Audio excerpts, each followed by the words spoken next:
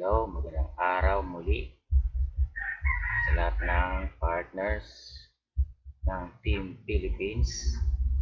Ito po ang inyong lingkod, Coach Loreto, para magturo sa inyo kung paano mag-convert ng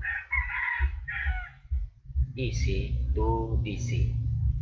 Mag-convert tayo ng electronic currency to declaration currency. Okay? So, click natin yung electronic currency. Yan, may 600 available na balance sa EC. Then, click purchase points. Yan. Yan. Select 500. Click from electronic currency to declaration currency. Ayan. Yung available balance sa electronic currency natin. Then type your security password.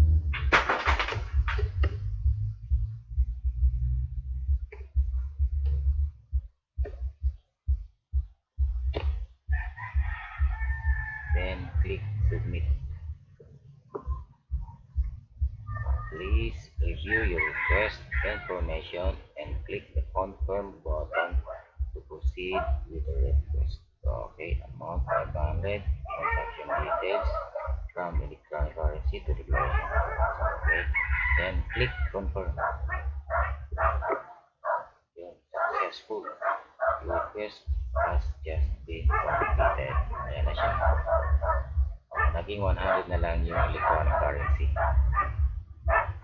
Ito na siya, yung 500 declaration currency.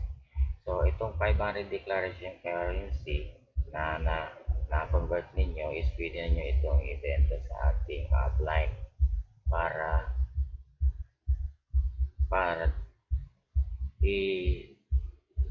ibenta din nila doon sa mga downlines na mga mag-activate, mag-encode ng new members name on space, mga new shareholders. Okay, then click continue.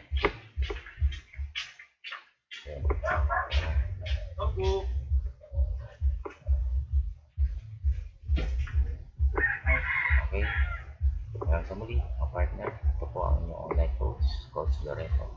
Magsabi magandang buhay para sa